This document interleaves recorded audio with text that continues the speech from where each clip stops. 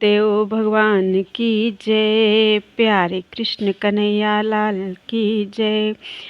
गीतोपनिषद श्रीमद् भगवद गीता यथारूप अध्याय 18 चल रहा है और 20 श्लोक हो चुके हैं। आज 21वें श्लोक से।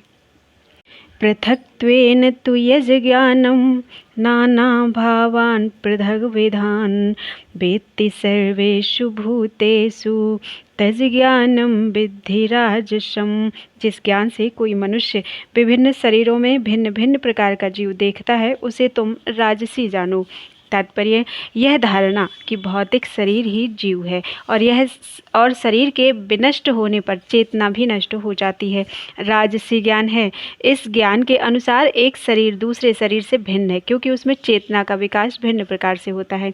अन्यथा चेतना को प्रकट करने वाला पृथक आत्मा ना रहे। शरीर स्वयं आत्मा है और शरीर के परे कोई पृथक आत्मा नहीं है। इस ज्ञान के अनुसार चेतना अस्थायी है या यह कि पृथक आत्माएं नहीं होती। एक सर्वव्यापी आत्मा है जो ज्ञान से पूर्ण है और यह शरीर क्षणिक अज्ञानता का प्रकाश है, या यह कि इस शरीर के परे कोई विशेष जीवात्मा या परम आत्मा नहीं है। ये सब धारणाएं रजोगुण से उत्पन्न हैं। यत्तु कृतस्न वदे कस्मिन् कार्ये सक्तम हेतुकम् अतत्वार्थवदल्पं च तत्ताम समुदाहृतम्। और वह ज्ञान जिससे मनुष्य किसी एक प्रकार के कार्य को जो अति तुच्छ है सब कुछ मानकर सत्य को जाने बिना उसमें लिप्त रहता है, वह तामसी कहा जाता है। तात्पर्य सामान्य मनुष्य का ज्ञान सदैव तामसी होता है क्योंकि प्रत्येक बद्ध जीव तमोगुण में ही उत्पन्न होता है। जो व्यक्ति प्रमाणों से या शास्त्रीय आदेशों के माध्यम से ज्ञान अर्जित नहीं करता उसका ज्ञान शरीर तक ही सीमित रहता है। उसे शास्त्रों के आदेश अनुसार कार्य करने की चिंता नहीं होती। उसके लिए धन ही ईश्वर है और ज्ञान का अर्थ शारीरिक आवश्यकताओं की तुष्टि है। ऐसे ज्ञान का परम सत्य से कोई संबंध नहीं होता। यह बहुत कुछ साधारण पशुओं के ज्ञान यथा खाने, सोने, रक्षा करने तथा मैथुन करने का ज्ञान जैसा है। ऐसे ज्ञान को यहाँ पर तमोगुण से उत्पन्न बताया गया है। दूसरे शब्दों में इस शरीर से परे आत्मा संबंधी ज्ञान सात्विक ज्ञान कहलाता है। जिस ज्ञान से लौकिक तर्क तथा चिंतन अर्थात मनोधर्म द्वारा नाना प्रकार के सिद्धांत तथा वाद जन्म ले वह राजसी है और शरीर को सुखमय बनाए रखने वाले ज्ञान को तामसी कहा जाता है। नियतं संगरहितं राग द्वेषतः कृतं अफल प्रेप्सुना कर्म यत् तत्सात्विकम उच्यते। जो कर्म नियमित है और जो आसक्ति राग या द्वेष से रहित कर्मफल की चाह के बिना किया जाता है वह सात्विक कहलाता है।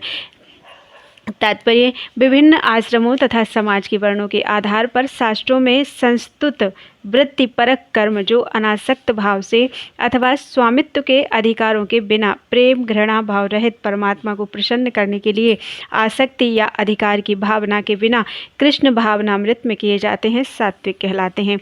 यह तु कामेप्सुना कर्म साहंकारेण वा पुनः क्रियते बहुलायासं तद्राजसमुदाहृतम्। लेकिन जो कार्य अपनी इच्छा पूर्ति के निमित्त प्रयासपूर्वक एवं मिथ्या अहंकार के भाव से किया जाता है वह रजोगुणी कहा जाता है। अनुबंधम क्षयम हिंसाम अनपेक्ष्य च पौरुषम मोहादारभ्यते कर्म ताम समुच्यते। जो कर्म मोहवश शास्त्रीय आदेशों की अवहेलना करके तथा भावी बंधन की परवाह किए बिना या हिंसा अथवा अन्यों को दुख पहुंचाने के लिए किया जाता है वह तामसी कहलाता है। तात्पर्य मनुष्य को अपने कर्मों का लेखा राज्य को अथवा परमेश्वर के दूतों को जिन्हें यमदूत कहते हैं देना होता है। उत्तरदायित्वहीन कर्म विनाशकारी है क्योंकि इससे शास्त्रीय आदेशों का विनाश होता है।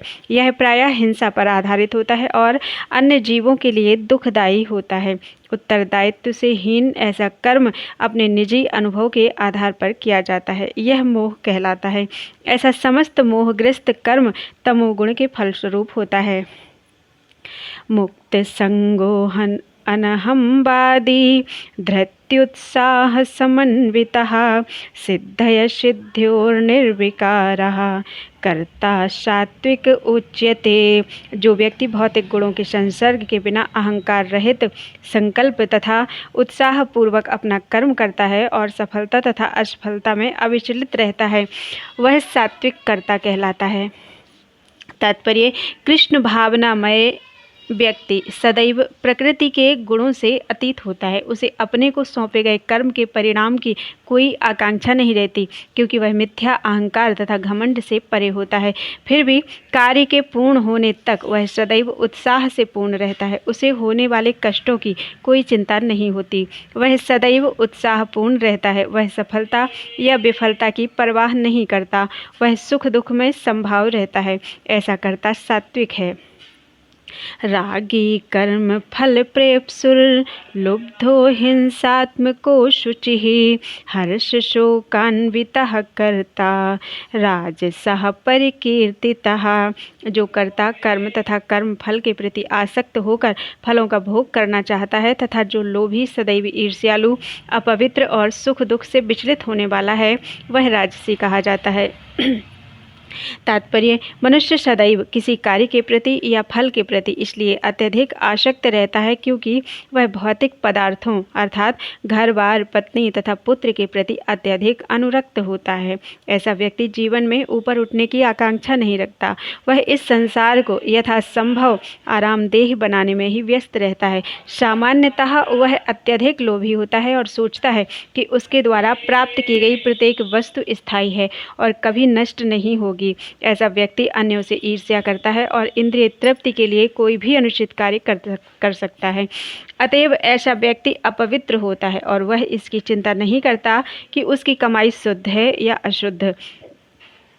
यदि उसका कार्य सफल हो जाता है तो वह अत्यधिक प्रसन्न और असफल होने पर अत्यधिक दुखी होता है। रजोगुणी कर्ता ऐसा ही होता है। अयुक्त प्राकृतः स्तब्धः सठो नैष्कृतिकोलसः विषादी दीर्घसूत्री च कर्ता तामस उच्यते। जो कर्ता सदा शास्त्रों के आदेशों के विरुद्ध कार्य करता रहता है, जो भौतिकवादी, हठी, कपटी तथा अन्यों का अपमान करने में पटु है तथा जो आलसी, सदैव खिन्न तथा काम करने में दीर्घसूत्री है, वह तमोगुणी कहलाता है। तात्पर्य: शास्त्रीय आदेशों से हमें पता चलता है कि हमें कौन सा काम करना चाहिए और कौन सा नहीं करना चाहिए। जो लोग शास्त्रों के आदेशों की अवहेलना करके अकरणीय कार्य करते हैं, प्रायः भौतिकवादी होते हैं। वे प्रकृति के गुणों के अनुसार कार्य करते हैं, शास्त्रों के आदेशों के अनुसार नहीं। ऐसे कर्ता भद्र नहीं होते और सामान्यतया सदैव कपटी अर्थात धूर्त तथा अन्यों का अपमान करने वाले होते हैं। वे अत्यंत आलसी होते हैं, काम होते हुए भी उसे ठीक से नहीं करते और बाद में करने के लिए उसे एक तरफ रख देते हैं। अतएव वे खिन्न रहते हैं। जो काम 1 घंटे में हो सकता है, उसे वे वर्षों तक घसीटते जाते हैं। वे दीर्घसूत्री होते हैं। ऐसे कर्ता तमोगुणी होते हैं। बुद्धिर्भेदं धृतेश्चैव गुणतस्त्रिविधं शृणु प्रोच्यमानं शेषेण पृथक्त्वेन धनंजय। हे धनंजय, अब मैं प्रकृति के तीनों गुणों के अनुसार तुम्हें विभिन्न प्रकार की बुद्धि तथा धृति के विषय में विस्तार से बताऊंगा, तुम इसे सुनो। तात्पर्य: ज्ञान, ज्ञेय तथा ज्ञाता की व्याख्या प्रकृति के गुणों के अनुसार 3-3 पृथक विभागों में करने के बाद अब भगवान कर्ता की बुद्धि तथा उसके संकल्प अर्थात धैर्य के विषय में उसी प्रकार से बता रहे हैं। प्रवृत्तिं च निवृत्तिं च कार्याकार्ये भयाभये बंधं मोक्षं च ये वेत्ति या वेत्ति बुद्धि सा पार्थ सात्विकी।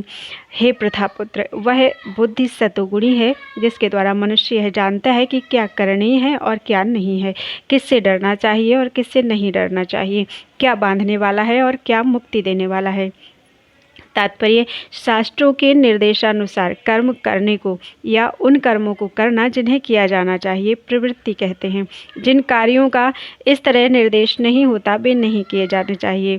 जो व्यक्ति शास्त्रों के निर्देशों को नहीं जानता वह कर्मों तथा उनकी प्रतिक्रिया से बंध जाता है। जो बुद्धि अच्छे बुरे का भेद बताती है वह सात्विकी है।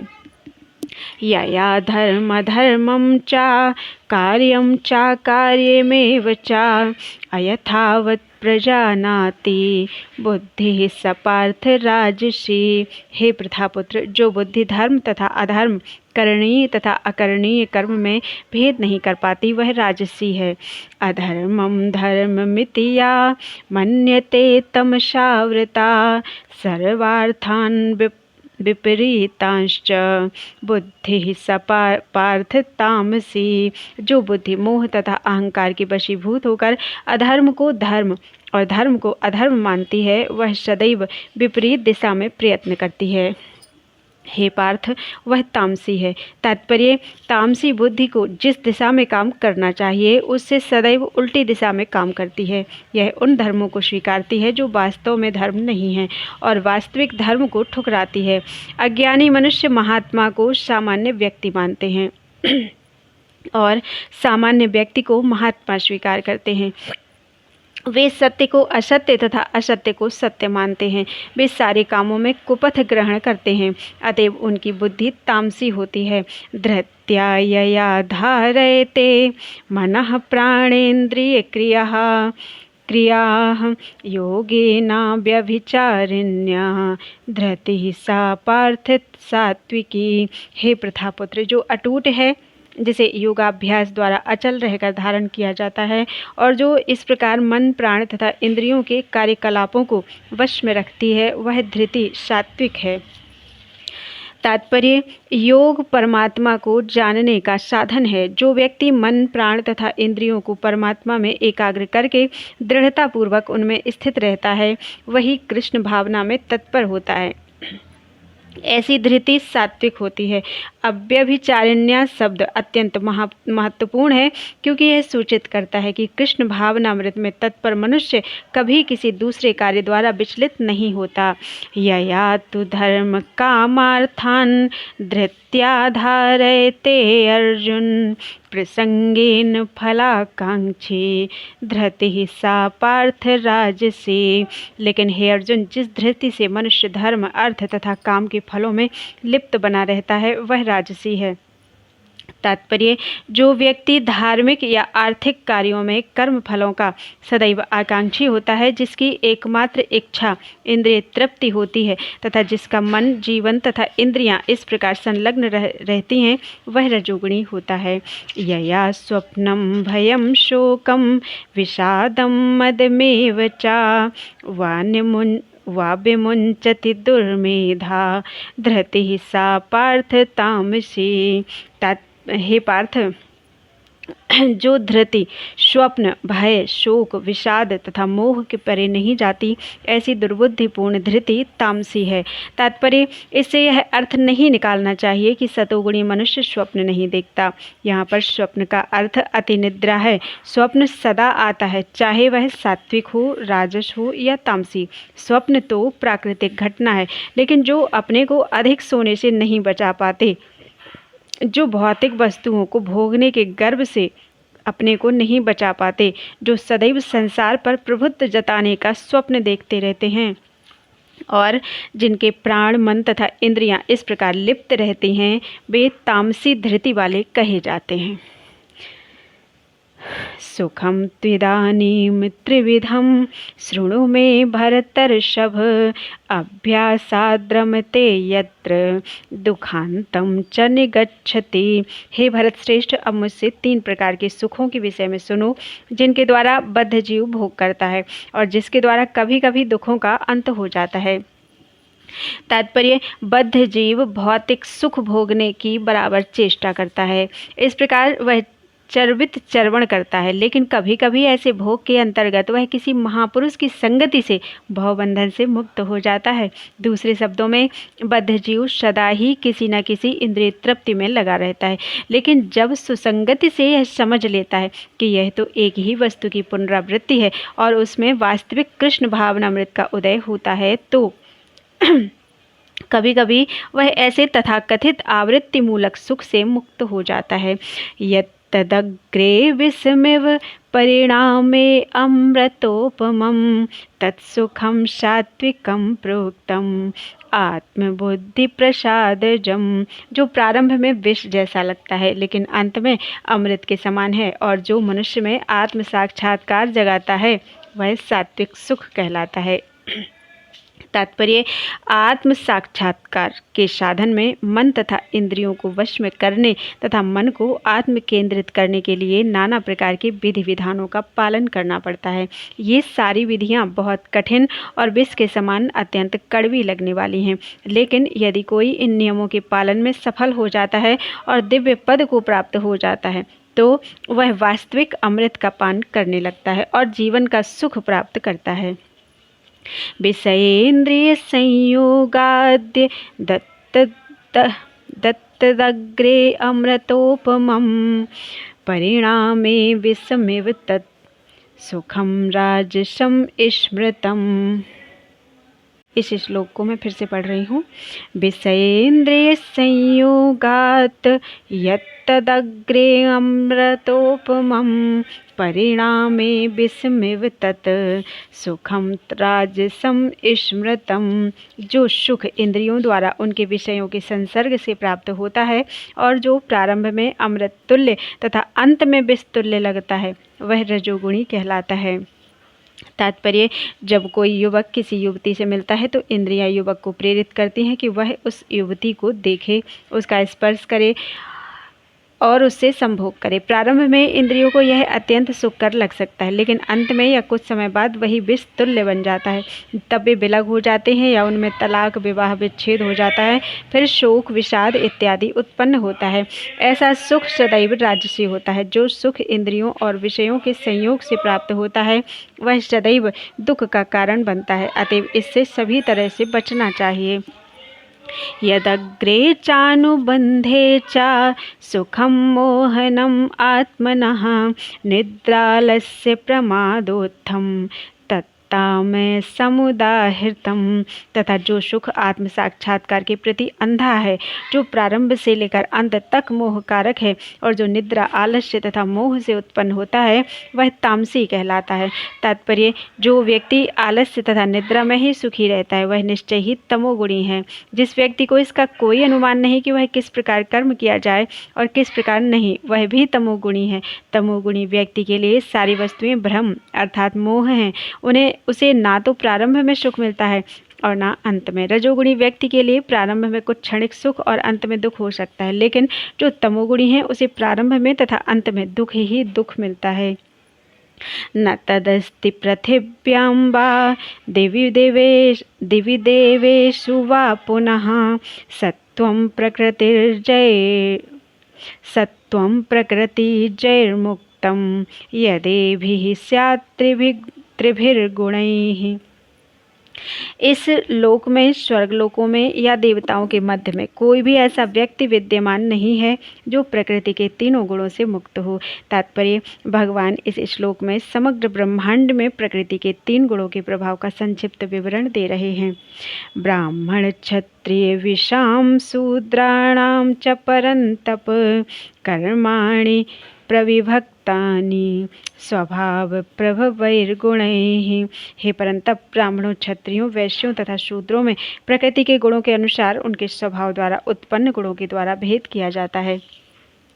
समोदमः तपः शौचं शान्तिरार्जवमेव च ज्ञानं विज्ञानमास्तिक्यं ब्रह्म कर्म स्वभावजं। शांति प्रियता, आत्मसंयम, तपस्या, पवित्रता, सहिष्णुता, सत्यनिष्ठा, ज्ञान, विज्ञान तथा धार्मिकता ये सारे स्वाभाविक गुण हैं जिनके द्वारा ब्राह्मण कर्म करते हैं। शौर्यं तेजो धृतिर्दाक्ष्यं युद्धे चाप्यपलायनं दानमीश्वर भावश्च छात्रं कर्म स्वभावजं। वीरता, शक्ति, संकल्प, दक्षता, युद्ध में धैर्य, उदारता तथा नेतृत्व ये क्षत्रियों के स्वाभाविक गुण हैं। कृषि, गोरक्ष्य, वाणिज्यं वैश्य कर्म स्वभावजं परिचर्यात्मकं कर्म शूद्रस्यापि स्वभावजं। कृषि करना, गोरक्षा तथा व्यापार वैश्यों के स्वाभाविक कर्म हैं और शूद्रों का कर्म श्रम तथा अन्यों की सेवा करना है। स्वे स्वे कर्मण्यभिरतः संसिद्धिं लभते नरः स्वकर्म निरतः सिद्धिं यथा विन्दति तच्छृणु। अपने अपने कर्म के गुणों का पालन करते हुए प्रत्येक व्यक्ति सिद्ध हो सकता है। अब तुम मुझसे सुनो कि यह किस प्रकार किया जा सकता है। यतः प्रवृत्तिर्भूतानां येन सर्वमिदं ततं स्वकर्मणा तमभ्यर्च्य सिद्धिं विन्दति मानवः। जो सभी प्राणियों का उद्गम है और सर्वव्यापी है, उस भगवान की उपासना करके मनुष्य अपना कर्म करते हुए पूर्णता प्राप्त कर सकता है। तात्पर्य, जैसा कि 15वें अध्याय में बताया जा चुका है कि सारे जीव परमेश्वर के भिन्न अंश हैं। इस प्रकार परमेश्वर ही सभी जीवों के आदि हैं। वेदांत सूत्र में इसकी पुष्टि हुई है। जन्माद्यस्य यतः, अतएव परमेश्वर प्रत्येक जीव के जीवन के उद्गम हैं। जैसा कि भगवद गीता के 7वें अध्याय में कहा है कि परमेश्वर अपनी परा तथा अपरा इन दो शक्तियों के द्वारा सर्वव्यापी हैं। अतएव मनुष्य को चाहिए कि उनकी शक्तियों सहित भगवान की पूजा करे। सामान्यतया वैष्णवजन परमेश्वर की पूजा उनकी अंतरंगा शक्ति समेत करते हैं। उनकी बहिरंगा शक्ति उनकी अंतरंगा शक्ति का विकृत प्रतिबिंब है। बहिरंगा शक्ति पृष्ठभूमि है, लेकिन परमेश्वर परमात्मा रूप में पूर्णांश का विस्तार करके सर्वत्र स्थित हैं। वे सर्वत्र समस्त देवताओं, मनुष्यों और पशुओं के परमात्मा हैं। अतएव मनुष्य को यह जानना चाहिए कि परमेश्वर का भिन्नांश होने के कारण उसका कर्तव्य है कि वह भगवान की सेवा करे। प्रत्येक व्यक्ति को कृष्ण भावनामृत में भगवान की भक्ति करनी चाहिए। इस श्लोक में इसी की संस्तुति की गई है। प्रत्येक व्यक्ति को सोचना चाहिए कि इंद्रियों के स्वामी ऋषिकेश द्वारा वह विशेष कर्म में प्रवृत्त किया गया है। अतएव जो जिस कर्म में लगा है उसी के फल के द्वारा भगवान श्री कृष्ण को पूजना चाहिए। यदि वह इस प्रकार से कृष्ण भावनामय होकर सोचता है तो भगवत कृपा से वह पूर्ण ज्ञान प्राप्त कर लेता है। यही जीवन की सिद्धि है। भगवान ने भगवत गीता में कहा है, तेषामहं समुद्धर्ता। परमेश्वर स्वयं ऐसे भक्त का उद्धार करते हैं। यही जीवन की सर्वोच्च सिद्धि है। कोई चाहे जिस वृत्तिपरक कार्य में लगा हो, यदि वह परमेश्वर की सेवा करता है तो उसे सर्वोच्च सिद्धि प्राप्त होती है। श्रेयान् स्वधर्मो विगुणः परधर्मात् स्वनुष्ठितात् स्वभावनियतं कर्म कुर्वन् न प्राप्नोति किल्बिषम्। अपने वृत्तिपरक कार्य को करना, चाहे वह कितना ही त्रुटिपूर्ण ढंग से क्यों न किया जाए। अन्य किसी के कार्य को स्वीकार करने और अच्छी प्रकार करने की अपेक्षा अधिक श्रेष्ठ है। अपने स्वभाव के अनुसार निर्दिष्ट कर्म कभी भी पाप से प्रभावित नहीं होते। तात्पर्य, भगवत गीता में मनुष्य के वृत्तिपरक कार्य अर्थात स्वधर्म का निर्देश है। जैसा कि पूर्ववर्ती श्लोकों में वर्णन हुआ है, ब्राह्मण, क्षत्रिय, वैश्य तथा शूद्र के कर्तव्य उनके विशेष प्राकृतिक गुणों अर्थात स्वभाव के द्वारा निर्दिष्ट होते हैं। किसी को दूसरे के कार्य का अनुकरण नहीं करना चाहिए। जो व्यक्ति स्वभाव से शूद्र के द्वारा किए जाने वाले कर्म के प्रति आकृष्ट हो, उसे अपने आप को झूठे ही ब्राह्मण नहीं कहना चाहिए, भले ही वह ब्राह्मण कुल में क्यों न उत्पन्न हुआ हो। इस तरह प्रत्येक व्यक्ति को चाहिए कि अपने स्वभाव के अनुसार कार्य करे। कोई भी कर्म निकृष्ट नहीं है, कोई भी कर्म गर्हित नहीं है, यदि वह परमेश्वर की सेवा के लिए किया जाए।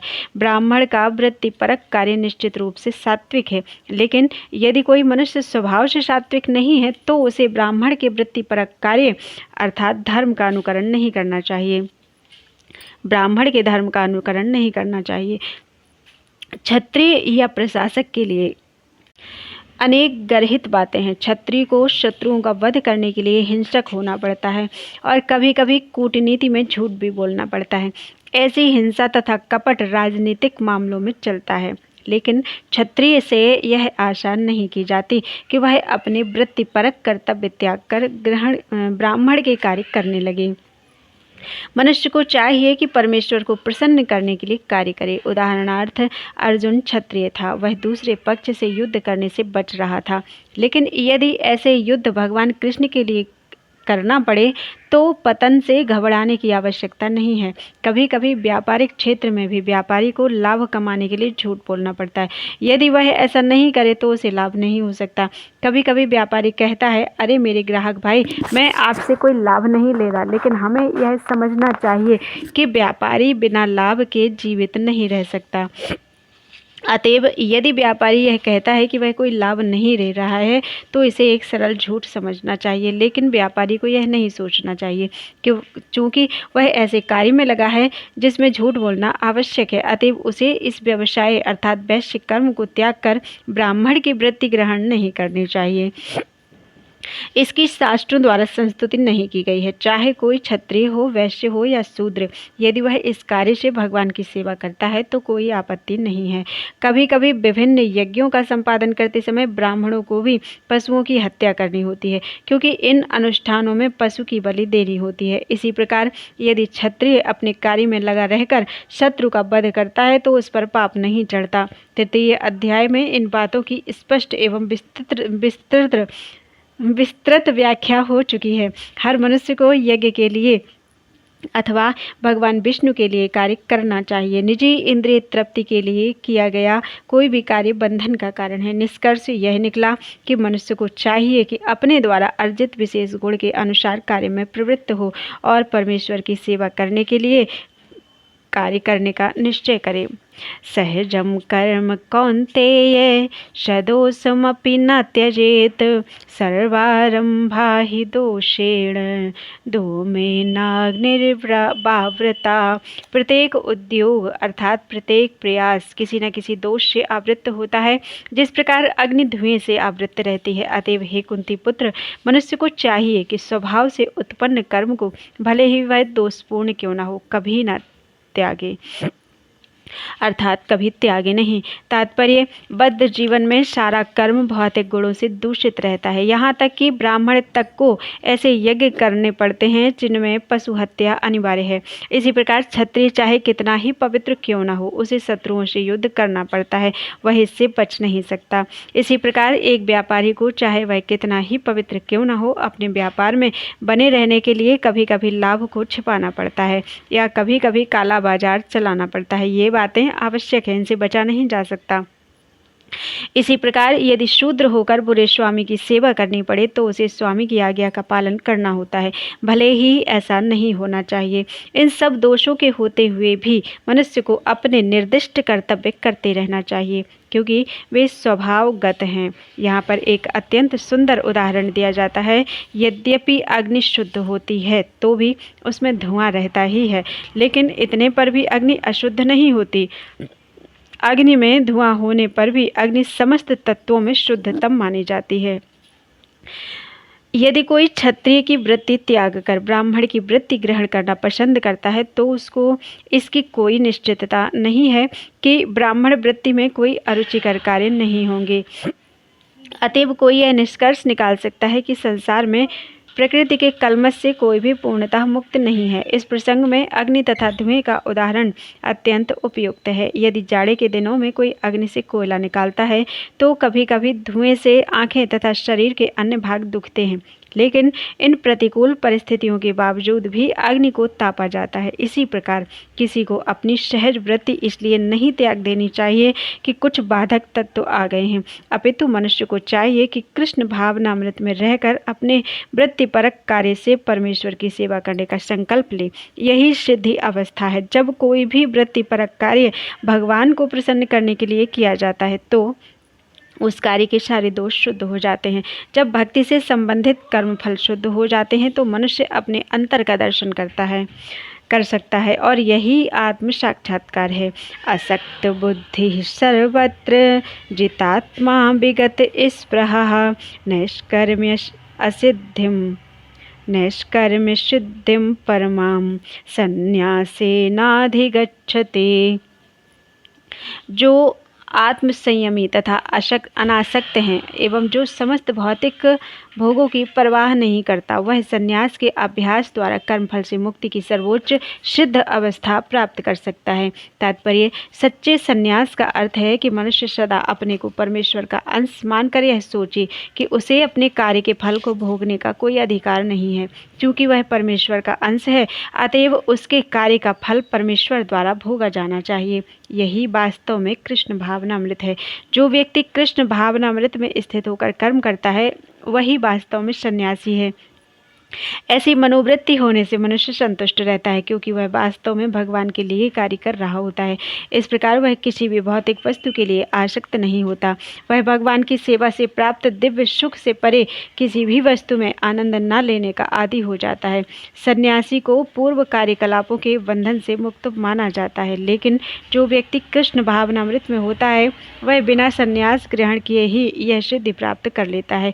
यह मनोदशा योगारूढ़ या योग की सिद्धावस्था कहलाती है। जैसा कि तृतीय अध्याय में पुष्टि हुई है, यस्त्वात्मरतिरेव स्यात्।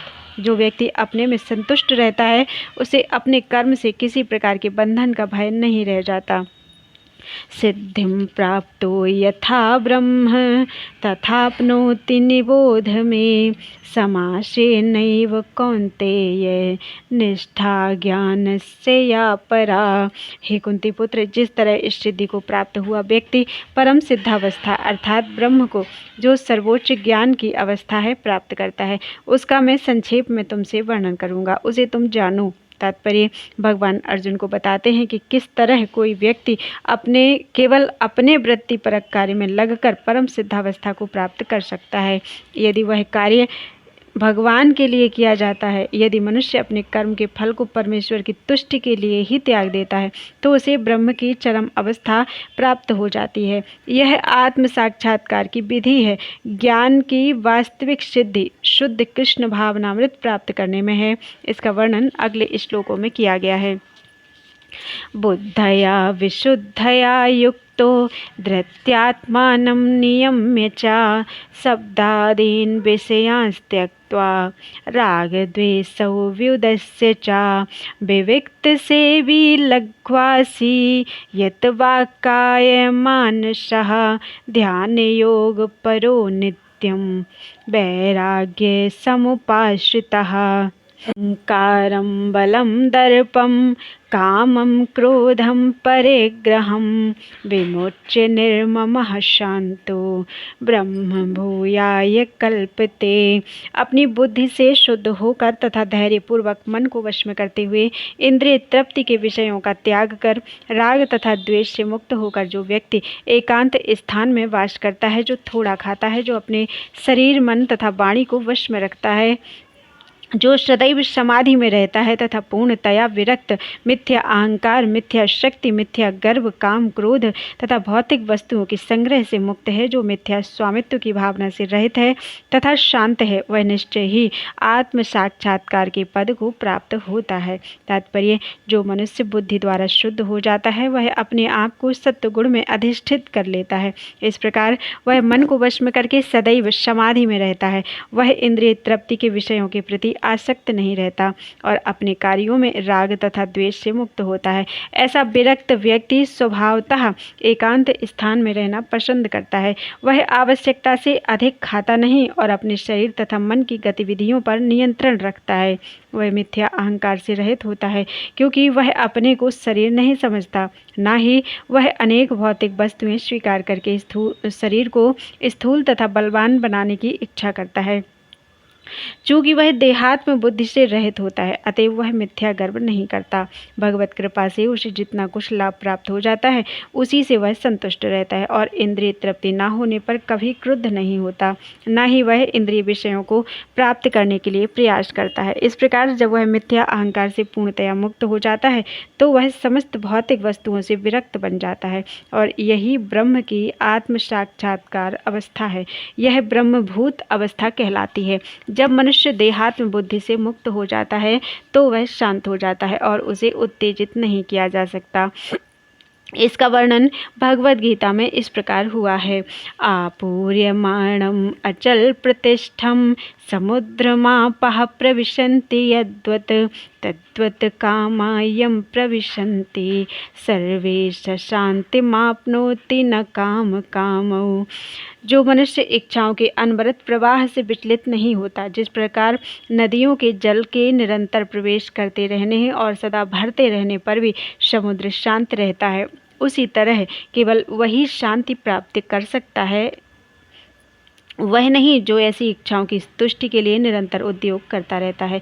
ब्रह्मभूतः प्रसन्नात्मा न सोचति न कांक्षति समः सर्वेषु भूतेषु मद्भक्तिं लभते पराम।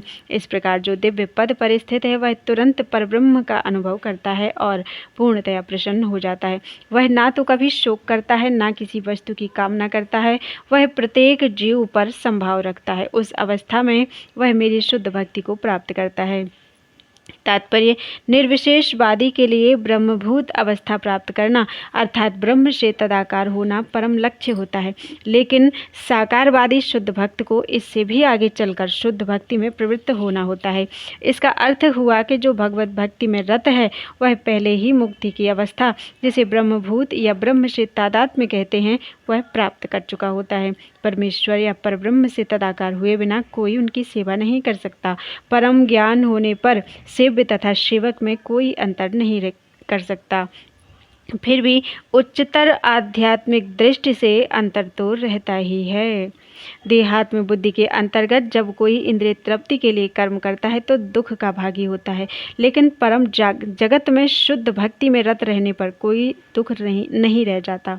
कृष्ण भावना भावित भक्त को ना तो किसी प्रकार का शोक होता है, ना आकांक्षा होती है। चूँकि ईश्वर पूर्ण है, अतएव ईश्वर में सेवारत जीव भी कृष्ण भावना में रहकर अपने में पूर्ण रहता है।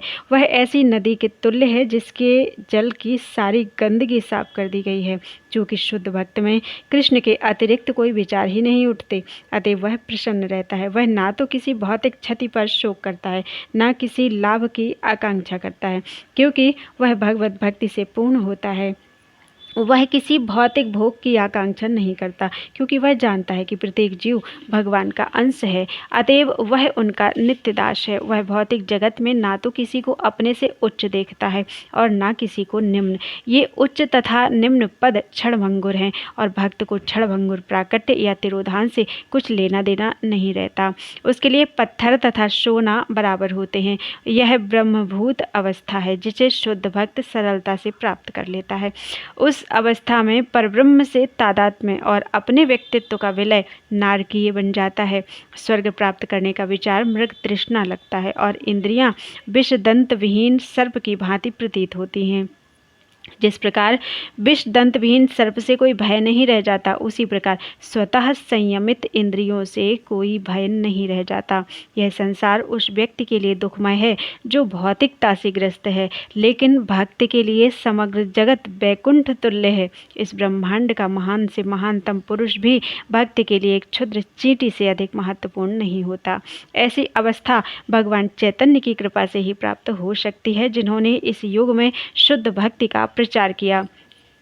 भक्त्या माम अभिजानाति यावान्यश्चास्मि तत्त्वतः ततो माम तत्त्वतो ज्ञात्वा विशते तदनंतरम। केवल भक्ति से मुझ भगवान को यथारूप में जाना जा सकता है। जब मनुष्य ऐसी भक्ति से मेरे पूर्ण भावनामृत में होता है तो वह वैकुंठ जगत में प्रवेश कर सकता है। तात्पर्य, भगवान श्री कृष्ण तथा उनके स्वांशों को ना तो मनोधर्म द्वारा जाना जा सकता है और ना ही अभक्तगण उन्हें समझ पाते हैं। यदि कोई व्यक्ति भगवान को समझना चाहता है तो उसे शुद्ध भक्ति के पथ प्रदर्शन में शुद्ध भक्ति ग्रहण करनी होती है, अन्यथा भगवान संबंधी सत्य अर्थात भगवान संबंधी तत्व उससे सदा छिपा रहेगा। जैसा कि भगवद गीता में कहा जा चुका है, नाहम प्रकाशः सर्वस्य, मैं सबों के समक्ष प्रकाशित नहीं होता। केवल पांडित्य या मनोधर्म द्वारा ईश्वर को नहीं समझा जा सकता। कृष्ण को केवल वही समझ पाता है जो कृष्ण भावनामृत तथा भक्ति में तत्पर रहता है। इसमें विश्वविद्यालय की उपाधियां सहायक नहीं होती। जो व्यक्ति कृष्ण विज्ञान अर्थात कृष्ण तत्व से पूर्णतया अवगत है, वही वैकुंठ जगत या कृष्ण के धाम में प्रवेश कर सकता है। ब्रह्मभूत होने का अर्थ यह नहीं है कि वह अपना स्वरूप खो बैठता है। भक्ति तो रहती ही है, और जब तक भक्ति का अस्तित्व रहता है तब तक ईश्वर, भक्त तथा भक्ति की विधि रहती है। ऐसे ज्ञान का नाश मुक्ति के बाद भी नहीं होता। मुक्ति का अर्थ देहात्म बुद्धि से मुक्ति प्राप्त करना है। आध्यात्मिक जीवन में वैसा ही अंतर, वही व्यक्तित्व अर्थात वही स्वरूप बना रहता है, लेकिन शुद्ध कृष्ण भावनामृत में ही विशते शब्द का अर्थ है, अर्थात मुझ में प्रवेश करता है। ब्रह्म बस यह नहीं सोचना चाहिए कि यह शब्द अद्वैतवाद का पोषक है और मनुष्य निर्गुण ब्रह्म से एकाकार हो जाता है। ऐसा नहीं है।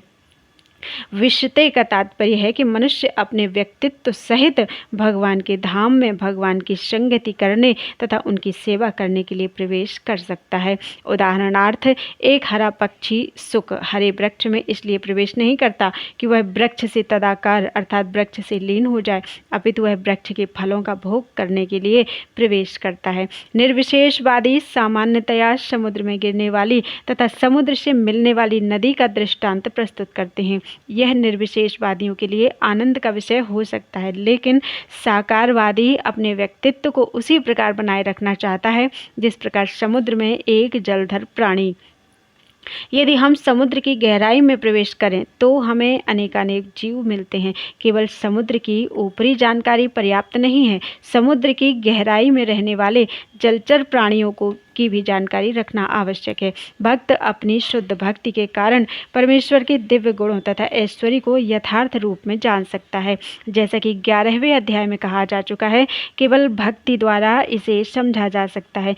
इसी की पुष्टि यहाँ भी हुई है। मनुष्य भक्ति द्वारा भगवान को समझ सकता है और उनके धाम में प्रवेश कर सकता है। भौतिक बुद्धि से मुक्ति की अवस्था ब्रह्मभूत अवस्था को प्राप्त कर लेने के बाद भगवान के विषय में श्रवण करने से भक्ति का शुभारंभ होता है।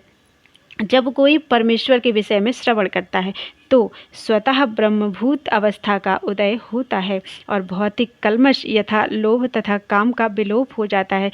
ज्यों-ज्यों भक्त के हृदय से काम तथा इच्छाएं विलुप्त होती जाती हैं, त्यों-त्यों वह भगवत भक्ति के प्रति अधिक आसक्त होता जाता है और इस तरह वह भौतिक कल्मश से मुक्त हो जाता है। जीवन की उस स्थिति में वह भगवान को समझ सकता है। श्रीमद् भागवत में भी इसका कथन हुआ है, मुक्ति के बाद भक्ति योग चलता रहता है। इसकी पुष्टि वेदांत सूत्र से होती है। आप्रायणात तत्रापि ही दृष्टम। इसका अर्थ है कि मुक्ति के बाद भक्ति योग चलता रहता है। श्रीमद् भागवत में वास्तविक भक्तिमयी मुक्ति की जो परिभाषा दी गई है उसके अनुसार यह जीव का अपने स्वरूप या अपनी निजी स्वाभाविक स्थिति में पुनः प्रतिष्ठापित हो जाना है। स्वाभाविक स्थिति की व्याख्या पहले ही की जा चुकी है। प्रत्येक जीव परमेश्वर का अंश है, अतएव उसकी स्वाभाविक स्थिति सेवा करने की है। मुक्ति के बाद यह सेवा कभी रुकती नहीं। वास्तविक मुक्ति तो देहात्म बुद्धि की भ्रांत धारणा से मुक्त होना है। सर्वकर्माण्यपि सदा कुर्वाणो मदव्यपाश्रया मत्प्रसादाद् वाप्नोति शाश्वतं पदमव्ययम्। मेरा शुद्ध भक्त मेरे संरक्षण में समस्त प्रकार के कार्यों में संलग्न रहकर भी मेरी कृपा से नित्य तथा अविनाशी धाम को प्राप्त होता है। तात्पर्य, मद व्यपाश्रय शब्द का अर्थ है परमेश्वर के संरक्षण में भौतिक कल्मश से रहित होने के लिए शुद्ध भक्त परमेश्वर या उनके प्रतिनिधि अर्थात गुरु स्वरूप के निर्देशन में कर्म करता है। उसके लिए समय की कोई सीमा नहीं है। वह सदा 24 घंटे 100% परमेश्वर के निर्देशन में कार्यों में संलग्न रहता है। ऐसे भक्त पर जो कृष्ण भावनामृत में रत रहता है, भगवान अत्यधिक दयालु होते हैं। वह समस्त कठिनाइयों के बावजूद अंत तो गत्वा दिव्य धाम या कृष्ण लोक को प्राप्त करता है। वहाँ उसका प्रवेश सुनिश्चित रहता है, इसमें कोई संशय नहीं है। उस परम धाम में कोई परिवर्तन नहीं होता। वहाँ प्रत्येक वस्तु शाश्वत, अविनश्वर तथा ज्ञानमय होती है। चेतसा सर्वकर्माणि मयि सन्न्यस्य मत्परः बुद्धियोगमुपाश्रित्य मच्चित्तः सततं भव। सारे कार्यों के लिए मुझ पर निर्भर रहो। और मेरे संरक्षण में सदा कर्म करो। ऐसी भक्ति में मेरे प्रति पूर्णतया सचेत रहो। तात्पर्य, जब मनुष्य कृष्ण भावनामृत में कर्म करता है तो वह संसार के स्वामी के रूप में कर्म नहीं करता। उसे चाहिए कि वह सेवक की भांति परमेश्वर के निर्देशानुसार कर्म करे। सेवक को स्वतंत्रता नहीं रहती, वह केवल अपने स्वामी के आदेश पर कार्य करता है। उस पर लाभ हानि का कोई प्रभाव नहीं पड़ता। वह भगवान के आदेशानुसार अपने कर्तव्य का सच्चे दिल से पालन करता है। अब कोई यह तर्क दे सकता है कि अर्जुन कृष्ण के व्यक्तिगत निर्देशानुसार कार्य कर रहा था, लेकिन जब कृष्ण उपस्थित ना हो तो कोई किस तरह कार्य करे? यदि कोई इस पुस्तक में दिए गए कृष्ण के निर्देश के अनुसार तथा कृष्ण के प्रतिनिधि के मार्गदर्शन में कार्य करता है तो उसका फल वैसा ही होगा। इस श्लोक में मत्परः शब्द अत्यंत महत्वपूर्ण है। यह सूचित करता है कि मनुष्य जीवन में कृष्ण को प्रसन्न करने के लिए कृष्ण भावना भावित होकर कृष्ण कार्य करने के अतिरिक्त अन्य कोई लक्ष्य नहीं होता। जब वह इस प्रकार कार्य कर रहा हो तो उसे केवल कृष्ण का ही चिंतन इस प्रकार से करना चाहिए। कृष्ण ने मुझे इस विशेष कार्य को पूरा करने के लिए नियुक्त किया है, और इस तरह कार्य करते हुए उसे स्वाभाविक रूप से कृष्ण का चिंतन हो आता है। यही पूर्ण कृष्ण भावनामृत है। किंतु यह ध्यान रहे कि मनमाना कर्म करके उसका फल परमेश्वर को अर्पित ना किया जाए। इस प्रकार का कार्य कृष्ण भावनामृत की भक्ति में नहीं आता। मनुष्य को चाहिए कि कृष्ण के आदेशानुसार कर्म करे। यह अत्यंत महत्वपूर्ण बात है। कृष्ण का यह आदेश गुरु परंपरा द्वारा प्रामाणिक गुरु से प्राप्त होता है। अतएव गुरु के आदेश को जीवन का मूल कर्तव्य समझना चाहिए। यदि किसी को प्रामाणिक गुरु प्राप्त हो जाता है और वह निर्देशानुसार कार्य करता है तो कृष्ण भावनामय जीवन की सिद्धि सुनिश्चित है। मच्चित्तः सर्वदुर्गाणि मत्प्रसादात् तरिष्यसि अथ चेत् त्वम् अहंकारान् न श्रोष्यसि विनङ्क्ष्यसि।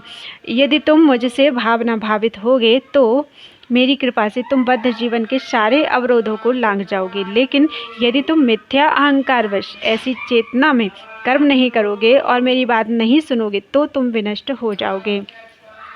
तात्पर्य, पूर्ण कृष्ण भावना भावित व्यक्ति अपने अस्तित्व के लिए कर्तव्य करने के विषय में आवश्यकता से अधिक उद्विग्न नहीं रहता। जो मूर्ख हैं वह समस्त चिंताओं से मुक्त कैसे रहे, इस बात को नहीं समझ सकता। जो व्यक्ति कृष्ण भावनामृत में कर्म करता है, भगवान कृष्ण उसके घनिष्ठ मित्र बन जाते हैं। वे सदैव अपने मित्र की सुविधा का ध्यान रखते हैं, और जो मित्र 24 घंटे उन्हें प्रसन्न करने के लिए निष्ठापूर्वक कार्य में लगा रहता है, वे उसको आत्मदान कर देते हैं। अतएव किसी को देहात्म बुद्धि के मिथ्या अहंकार में नहीं बह जाना चाहिए। उसे झूठे ही यह नहीं सोचना चाहिए कि वह प्रकृति के नियमों से स्वतंत्र है या कर्म करने के लिए मुक्त है। वह पहले से कठोर भौतिक नियमों के अधीन है, लेकिन जैसे ही वह कृष्ण भावना भावित होकर कर्म करता है तो वह भौतिक दुश्चिंताओं से मुक्त हो जाता है। मनुष्य को यह भली भांति जान लेना चाहिए कि जो कृष्ण भावनामृत में सक्रिय नहीं है वह जन्म मृत्यु रूपी सागर के भंवर में पड़कर अपना विनाश कर रहा है। कोई भी बद्ध जीव यह सही नहीं जानता कि क्या करना है और क्या नहीं करना है, लेकिन जो व्यक्ति कृष्ण भावना भावित होकर कर्म अंतर से करता है वह कर्म करने के लिए मुक्त है, क्योंकि प्रत्येक किया हुआ कर्म कृष्ण द्वारा प्रेरित तथा गुरु द्वारा पुष्ट होता है। यदहंकारमाश्रित्य न योत्स्य इति मन्यसे मिथ्यैष व्यवसायस्ते प्रकृतिस्त्वां नियोक्ष्यति। यदि तुम मेरे निर्देशानुसार कर्म नहीं करते और युद्ध में प्रवृत्त नहीं होते हो तो तुम कुमार्ग पर जाओगे। तुम्हें अपने स्वभाववश युद्ध में लगना होगा। तात्पर्य, अर्जुन एक सैनिक था और क्षत्रिय स्वभाव लेकर जन्मा था। अतएव उसका स्वाभाविक कर्तव्य था कि वह युद्ध करे, लेकिन मिथ्या अहंकारवश वह डर रहा था कि अपने गुरु, पितामह तथा मित्रों का वध करके वह पाप का भागी होगा। वास्तव में वह अपने को अपने कर्मों का स्वामी जान रहा था, मानो वही ऐसे कर्मों के अच्छे बुरे फलों का निर्देशन कर रहा हो। वह भूल गया कि वहाँ पर साक्षात भगवान उपस्थित हैं और उसे युद्ध करने का आदेश दे रहे हैं। यही है बद्ध जीव की विस्मृति। परम पुरुष निर्देश देते हैं कि क्या अच्छा है और क्या बुरा है, और मनुष्य को जीवन सिद्धि प्राप्त करने के लिए केवल कृष्ण भावनामृत में कर्म करना है। कोई भी अपने भाग्य का निर्णय ऐसे नहीं कर सकता जैसे भगवान कर सकते हैं। अतएव सर्वोत्तम मार्ग यही है कि परमेश्वर से निर्देश प्राप्त करके कर्म किया जाए। भगवान या भगवान के प्रतिनिधि स्वरूप गुरु के आदेश की वह कभी भी उपेक्षा न करे। भगवान के आदेश को बिना किसी हिचक के पूरा करने के लिए वह कर्म करे। इससे सभी परिस्थितियों में सुरक्षित रहा जा सकेगा। स्वभावजेन कौन्तेय निबद्धः स्वेन कर्मणा कर्तुं नेच्छसि यन्मोहात् करिष्यसि वशोऽपि तत्। इस समय तुम मोहवश मेरे निर्देशानुसार कर्म करने से मना कर रहे हो, लेकिन हे कुंती पुत्र, तुम अपने ही स्वभाव से उत्पन्न कर्म द्वारा बाध्य होकर वही सब करोगे। तात्पर्य, यदि कोई परमेश्वर के निर्देशानुसार कर्म करने से मना करता है तो वह उन गुणों द्वारा कर्म करने के लिए बाध्य होता है जिनमें वह स्थित होता है। प्रत्येक व्यक्ति प्रकृति के गुणों के विशेष संयोग के वशीभूत है और तदनुसार कर्म करता है, किंतु जो स्वेच्छा से परमेश्वर के निर्देशानुसार कार्यरत होता है वही गौरवान्वित होता है।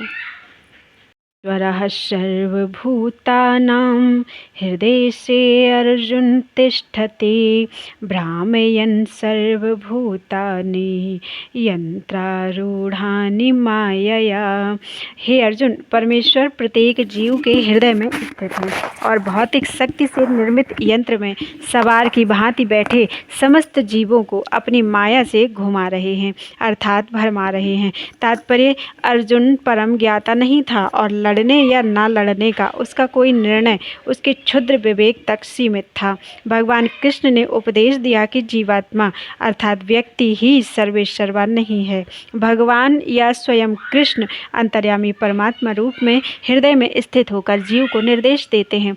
शरीर परिवर्तन होते ही जीव अपने विगत कर्मों को भूल जाता है, लेकिन परमात्मा जो भूत वर्तमान तथा भविष्य के ज्ञाता हैं उसके समस्त कार्यों का साक्षी रहता है।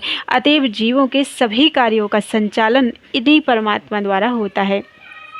जीव जितना योग्य होता है उतना ही पाता है और उस भौतिक शरीर द्वारा वहन किया जाता है जो परमात्मा के निर्देश में भौतिक शक्ति द्वारा उत्पन्न किया जाता है।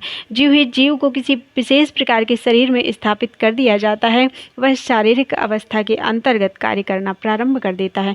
अत्यधिक तेज मोटर कार में बैठना व्यक्ति कम तेज कार में बैठे व्यक्ति से अधिक तेज जाता है, भले ही जीव अर्थात चालक एक ही क्यों ना हो। इसी प्रकार परमात्मा के आदेश से भौतिक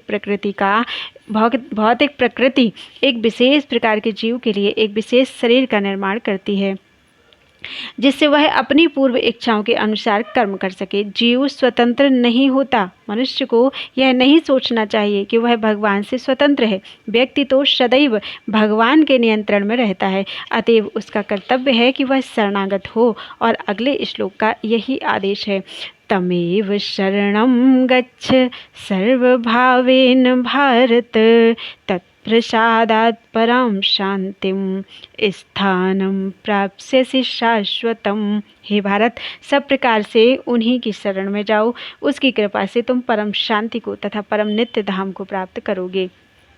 तात्पर्य, अतएव जीव को चाहिए कि प्रत्येक हृदय में स्थित भगवान की शरण ले। इससे इस संसार के समस्त प्रकार के दुखों से छुटकारा मिल जाएगा। ऐसी शरण पाने से मनुष्य न केवल इस जीवन के सारे कष्टों से छुटकारा पा सकेगा, अपितु अंत में वह परमेश्वर के पास पहुंच जाएगा। वैदिक साहित्य में अर्थात ऋग्वेद में दिव्य जगत तद विष्णोः परमं पदम के रूप में वर्णित है, जो कि सारी सृष्टि ईश्वर का राज्य है। अतएव इसकी प्रत्येक भौतिक वस्तु वास्तव में आध्यात्मिक है, लेकिन परमं पदम विशेषतया नित्य धाम को बताता है, जो आध्यात्मिक आकाश या वैकुंठ धाम कहलाता है।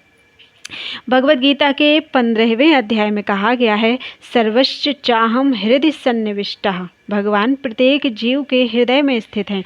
अतएव इस कथन कि मनुष्य अंतः स्थित परमात्मा की शरण ले का अर्थ है कि वह भगवान कृष्ण की शरण ले। कृष्ण को पहले ही अर्जुन ने परम स्वीकार कर लिया था। 10वें अध्याय में उन्हें परम ब्रह्म परम धाम के रूप में स्वीकार किया जा चुका है। अर्जुन ने कृष्ण को भगवान तथा समस्त जीवों के परम धाम के रूप में स्वीकार कर रखा है। इसलिए नहीं कि यह उनका निजी अनुभव है, वरन इसलिए भी कि नारद, अशिल, देवल, व्यास जैसे महापुरुष इसके प्रमाण हैं।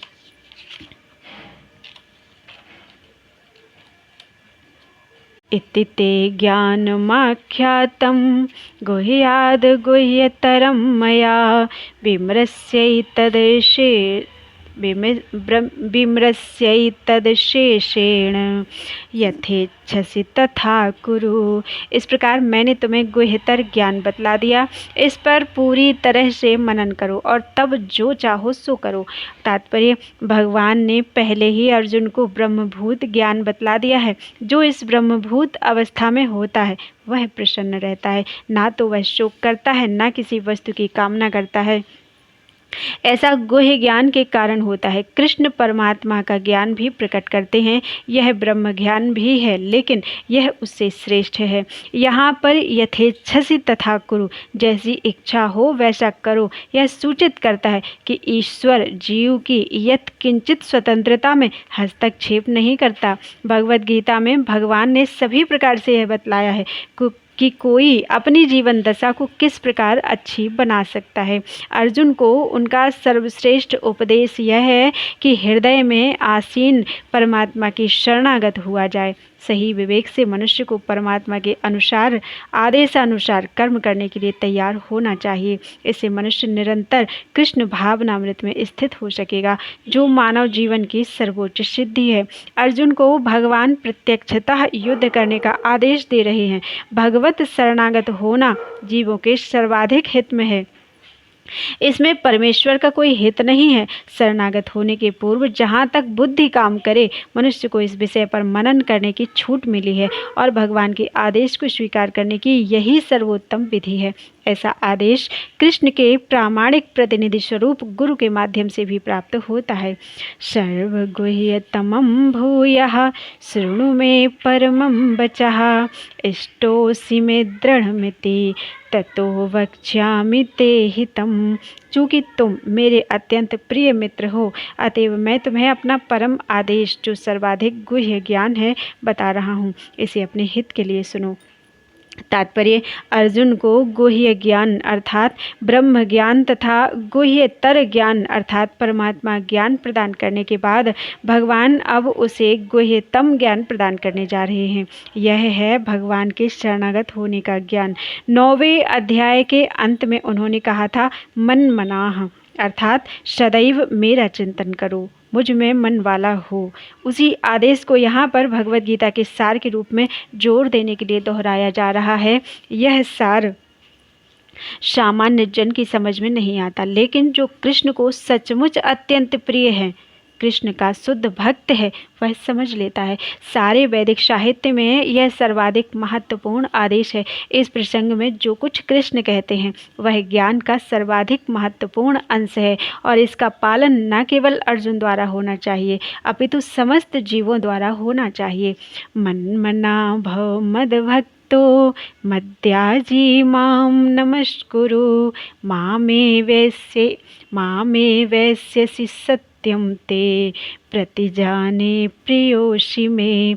सदैव मेरा चिंतन करो, मेरे भक्त बनो, मेरी पूजा करो और मुझे नमस्कार करो। इस प्रकार तुम निश्चित रूप से मेरे पास आओगे। मैं तुम्हें वचन देता हूँ, क्योंकि तुम मेरे परम प्रिय मित्र हो।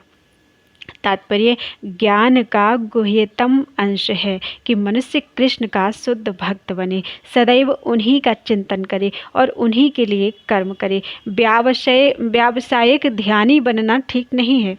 जीवन को इस प्रकार ढालना चाहिए कि कृष्ण का चिंतन करने का सदा अवसर प्राप्त हो। मनुष्य इस प्रकार कर्म करे कि उसके सारे नित्य कर्म कृष्ण के लिए हों। वह अपने जीवन को इस प्रकार व्यवस्थित करे कि 24 घंटे कृष्ण का ही चिंतन करता रहे। और भगवान की यह प्रतिज्ञा है कि जो इस प्रकार कृष्ण भावना में होगा वह निश्चित रूप से कृष्ण धाम को जाएगा, जहाँ वह साक्षात कृष्ण के सानिध्य में रहेगा। यह गुह्यतम ज्ञान अर्जुन को इसीलिए बताया गया क्योंकि वह कृष्ण का प्रिय मित्र अर्थात प्रिय सखा है।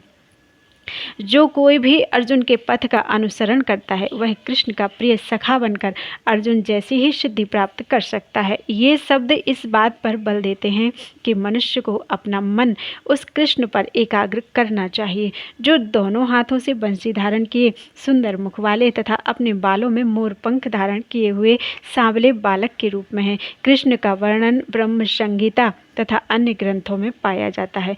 मनुष्य को परम ईश्वर के आदि रूप कृष्ण पर अपने मन को एकाग्र करना चाहिए। उसे अपने मन को भगवान के अन्य रूपों की ओर नहीं मोड़ना चाहिए। भगवान के नाना रूप हैं यथा विष्णु, नारायण, राम, बाराह आदि, किंतु भक्त को चाहिए कि अपने मन को उस एक रूप पर केंद्रित करे जो अर्जुन के समक्ष था। कृष्ण के रूप पर मन की यह एकाग्रता ज्ञान का गुह्यतम अंश है जिसका प्रकटीकरण अर्जुन के लिए किया गया है क्योंकि वह कृष्ण का अत्यंत प्रिय सखा है। सर्वधर्मान् परित्यज्य मामेकं शरणं व्रज अहं त्वं सर्वपापेभ्यो मोक्षयिष्यामि मा शुचः। समस्त प्रकार के धर्मों का परित्याग करो और मेरी शरण में आ जाओ, मैं समस्त पापों से तुम्हारा उद्धार कर दूंगा, डरो मत। तात्पर्य, भगवान ने अनेक प्रकार के ज्ञान तथा धर्म की विधियां बताई हैं। परब्रह्म का ज्ञान, परमात्मा का ज्ञान, अनेक प्रकार के आश्रमों तथा वर्णों का ज्ञान, संन्यास का ज्ञान, अनासक्ति, इंद्रिय तथा मन का संयम, ध्यान आदि का ज्ञान, उन्होंने अनेक प्रकार से नाना प्रकार के धर्मों का वर्णन किया है। अब भगवद गीता का सार प्रस्तुत करते हुए भगवान कहते हैं कि हे अर्जुन, अभी तक बताई गई सारी विधियों का परित्याग करके अब केवल मेरी शरण में आ जाओ। इस शरणागति से वह समस्त पापों से बच जाएगा क्योंकि भगवान स्वयं उसकी रक्षा का वचन दे रहे हैं। 7वें अध्याय में यह कहा गया था कि वही कृष्ण की पूजा कर सकता है जो सारे पापों से मुक्त हो गया हो। इस प्रकार को यह सोच सकता है कि समस्त पापों से मुक्त हुए बिना कोई शरणागति नहीं पा सकता। ऐसे संदेह के लिए यहाँ यह कहा गया है कि कोई समस्त पापों से मुक्त ना भी हो तो भी केवल श्री कृष्ण के शरणागत होने पर स्वतः मुक्त कर दिया जाता है। पापों से मुक्त होने के लिए कठोर प्रयास करने की कोई आवश्यकता नहीं है। मनुष्य को बिना झिझक के कृष्ण को समस्त जीवों के रक्षक के रूप में स्वीकार कर लेना चाहिए। उसे चाहिए कि श्रद्धा तथा प्रेम से उनकी शरण ग्रहण करे। हरि भक्ति विलास में कृष्ण की शरण ग्रहण करने की विधि का वर्णन हुआ है। आनुकूल्यस्य संकल्पः प्रातिकूल्यस्य वर्जनं रक्षिष्यतीति विश्वासो गोत्रत्वे वर्णं तथा आत्मनिक्षेप कार्पण्ये षड्विधा शरणागतिः। भक्ति योग के अनुसार मनुष्य को वही धर्म स्वीकार करना चाहिए जिससे अंततः भगवत भक्ति हो सके। समाज में अपनी स्थिति के अनुसार कोई एक विशेष कर्म कर सकता है, लेकिन यदि अपना कर्म करने से कोई कृष्ण भावनामृत तक नहीं पहुंच पाता तो उसके सारे कार्यकलाप व्यर्थ हो जाते हैं। जिस कर्म से कृष्ण भावनामृत की पूर्णावस्था न प्राप्त हो सके उससे बचना चाहिए। मनुष्य को विश्वास होना चाहिए कि कृष्ण समस्त परिस्थितियों में उसकी सभी कठिनाइयों से रक्षा करेंगे। इसके विषय में सोचने की कोई आवश्यकता नहीं कि जीवन निर्वाह कैसे होगा, कृष्ण इसको संभालेंगे। मनुष्य को चाहिए कि वह अपने आप को निस्सहाय माने और अपने जीवन की प्रगति के लिए कृष्ण को ही अवलंब समझे। पूर्ण कृष्ण भावना भावित होकर भगवत भक्ति में प्रवृत्त होते ही वह प्रकृति के समस्त कल्मश से मुक्त हो जाता है। धर्म की विविध विधियां हैं और ज्ञान, ध्यान, योग आदि जैसे शुद्ध करने वाले अनुष्ठान हैं, लेकिन जो कृष्ण के शरणागत हो जाता है उसे इतने सारे अनुष्ठानों के पालन की आवश्यकता नहीं रह जाती। कृष्ण की शरण में जाने मात्र से वह व्यर्थ समय गंवाने से बच जाएगा। इस प्रकार वह तुरंत सारी उन्नति कर सकता है और समस्त पापों से मुक्त हो सकता है। श्री कृष्ण की सुंदर छवि के प्रति मनुष्य को आकृष्ट होना चाहिए। उनका नाम कृष्ण इसीलिए पड़ा क्योंकि वे सर्वाकर्षक हैं। जो व्यक्ति कृष्ण की सुंदर सर्वशक्तिमान छवि से आकर्षित होता है वह भाग्यशाली है। अध्यात्मवादी कई प्रकार के होते हैं, कुछ निर्गुण ब्रह्म के प्रति आकृष्ट होते हैं, कुछ परमात्मा के प्रति, लेकिन जो भगवान के साकार रूप के प्रति आकृष्ट होता है और इससे भी बढ़कर जो साक्षात भगवान कृष्ण के प्रति आकृष्ट होता है वह सर्वोच्च योगी है। दूसरे शब्दों में अनन्य भाव से कृष्ण की भक्ति गुह्यतम ज्ञान है और संपूर्ण गीता का यही सार है।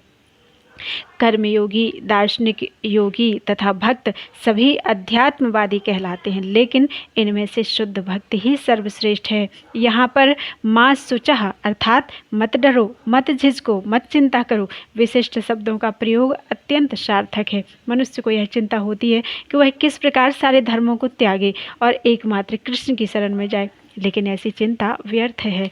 इदं ते नातपस्काय ना भक्ताय कदाचन न चा शुश्रूषवे वाच्यम न च माम यो अभ्यसूयते। यह गुह्य ज्ञान उनको कभी भी न बताया जाए जो ना तो संयमी है, ना एकनिष्ठ हैं, ना भक्ति में रत हैं, ना ही उसे जो मुझसे द्वेष करता हो। तात्पर्य, जिन लोगों ने तपस्यामय धार्मिक अनुष्ठान नहीं किए, जिन्होंने कृष्ण भावनामृत में भक्ति का कभी प्रयत्न नहीं किया, जिन्होंने किसी शुद्ध भक्त की सेवा नहीं की, तथा विशेषतया जो लोग कृष्ण को केवल ऐतिहासिक पुरुष मानते हैं या जो कृष्ण की महानता से द्वेष रखते हैं, उन्हें यह परम गुह्य ज्ञान नहीं बताना चाहिए। लेकिन कभी कभी यह देखा जाता है कि कृष्ण से द्वेष रखने वाले आसुरी पुरुष भी कृष्ण की पूजा भिन्न प्रकार से करते हैं और व्यवसाय चलाने के लिए भगवद गीता का प्रवचन करने का धंधा अपना लेते हैं। लेकिन जो सचमुच कृष्ण को जानने का इच्छुक हो, उसे भगवद गीता के ऐसे भाष्यों से बचना चाहिए। वास्तव में कामी लोग भगवद गीता के प्रयोजनों को नहीं समझ पाते। यदि कोई कामी ना भी हो और वैदिक शास्त्रों द्वारा आदिष्ट नियमों का दृढ़तापूर्वक पालन करता हो, लेकिन यदि वह भक्त नहीं है तो वह कृष्ण को नहीं समझ सकता। और यदि वह अपने को कृष्ण भक्त बताता है लेकिन कृष्ण भावना भावित कार्यकलापों में रत नहीं रहता, तब भी वह कृष्ण को नहीं समझ पाता। ऐसे बहुत से लोग हैं जो भगवान से इसीलिए द्वेष करते हैं क्योंकि उन्होंने भगवद गीता में कहा है कि वे परम हैं और कोई ना तो उनसे बढ़कर है ना उनके समान है। ऐसे बहुत से व्यक्ति हैं जो कृष्ण से द्वेष रखते हैं। ऐसे लोगों को भगवद गीता नहीं सुनाना चाहिए क्योंकि वे उसे समझ नहीं पाते। श्रद्धा विहीन लोग भगवद गीता तथा कृष्ण को नहीं समझ पाएंगे। शुद्ध भक्त से कृष्ण को समझे बिना किसी को भगवद गीता की टीका करने का साहस नहीं करना चाहिए। या इदं परमं गुह्यं मद्भक्ते स्वभिधास्यति भक्तिं मयि परां कृत्वा मामे वैस्यत संशयः। जो व्यक्ति भक्तों को यह परम रहस्य बताता है वह शुद्ध भक्ति को प्राप्त करेगा और अंत में वह मेरे पास वापस आएगा। तात्पर्य, सामान्यतः यह उपदेश दिया जाता है कि केवल भक्तों के बीच में भगवद गीता की विवेचना की जाए, क्योंकि जो लोग भक्त नहीं हैं वे ना तो कृष्ण को समझेंगे ना ही भगवद गीता को। जो लोग कृष्ण को तथा भगवद गीता को यथारूप में स्वीकार नहीं करते, उन्हें मनमाने ढंग से भगवद गीता की व्याख्या करने का प्रयत्न करने का अपराध मोल नहीं लेना चाहिए। भगवद गीता की विवेचना उन्हीं से की जाए जो कृष्ण को भगवान के रूप में स्वीकार करने के लिए तैयार हों। यह एकमात्र भक्तों का विषय है, दार्शनिक चिंतकों का नहीं। लेकिन जो कोई भी भगवद गीता को यथारूप में प्रस्तुत करने का सच्चे मन से प्रयास करता है वह भक्ति के कार्यकलापों में प्रगति करता है और शुद्ध भक्तिमय जीवन को प्राप्त होता है।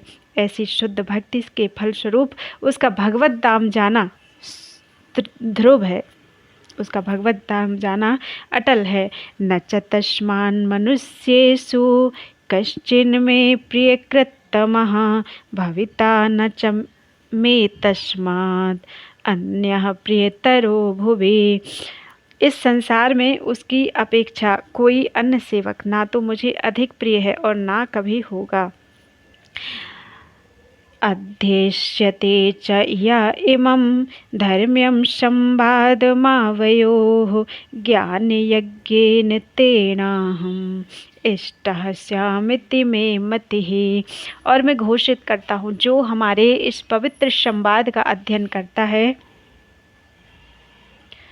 वह अपनी बुद्धि से मेरी पूजा करता है। श्रद्धा श्रद्धावान अनसूयश्च शृणुयादपि यो नरः सोऽपि मुक्तः शुभान् लोकान् प्राप्नुयात् पुण्यकर्मणाम्। और जो श्रद्धा समेत तथा द्वेष रहित होकर इसे सुनता है वह सारे पापों से मुक्त हो जाता है और उन शुभ लोकों को प्राप्त होता है जहाँ पुण्यात्माएं निवास करती हैं।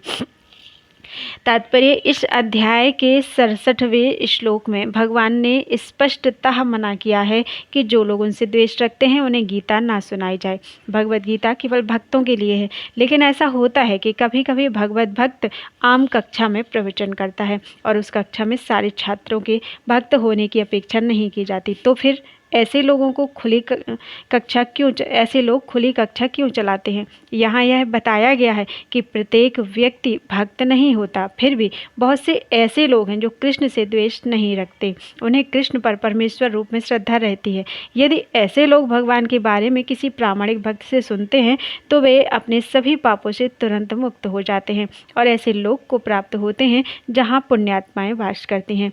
अतएव भगवत गीता के श्रवण मात्र से ऐसे व्यक्ति को भी पुण्य कर्मों का फल प्राप्त हो जाता है जो अपने को शुद्ध भक्त बनाने का प्रयत्न नहीं करता। इस प्रकार भगवत भक्त हर एक व्यक्ति के लिए अवसर प्रदान करता है कि वह समस्त पापों से मुक्त होकर भगवान का भक्त बने। सामान्यतया जो लोग पापों से मुक्त हैं, जो पुण्यात्मा हैं, वे अत्यंत सरलता से कृष्ण भावनामृत को ग्रहण कर लेते हैं। यहाँ पर पुण्य कर्मणाम शब्द अत्यंत सार्थक है। यह वैदिक साहित्य में वर्णित अश्वमेध यज्ञ जैसे महान यज्ञों का सूचक है। जो भक्ति का आचरण करने वाले पुण्यात्मा हैं किंतु शुद्ध नहीं होते, वे ध्रुव लोक को प्राप्त होते हैं जहाँ ध्रुव महाराज की अध्यक्षता है। वे भगवान के महान भक्त हैं और उनका अपना विशेष लोक है जो ध्रुव तारा या ध्रुव लोक कहलाता है। कच्चिदेतच्छ्रुतं पार्थ त्वयैकाग्रेण चेतसा कच्चिद् ज्ञान सम्मोहः प्रणष्टस्ते धनंजय।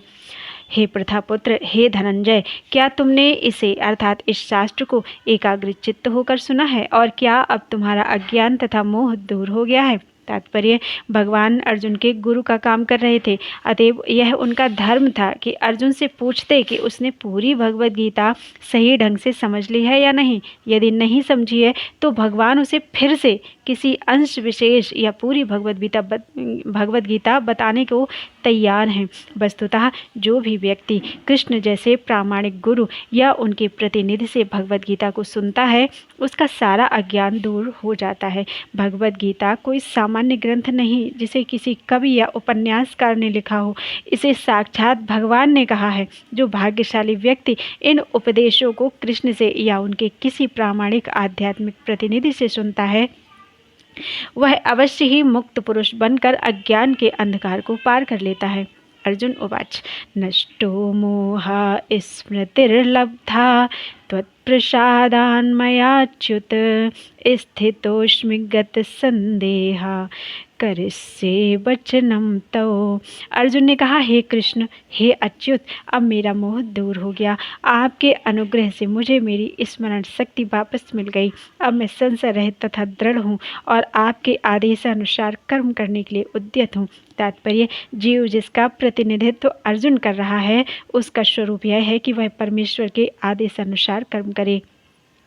यह आत्म अनुशासन अर्थात संयम के लिए बना है। श्री चैतन्य महाप्रभु का कहना है कि जीव का स्वरूप परमेश्वर के नित्य दास के रूप में है।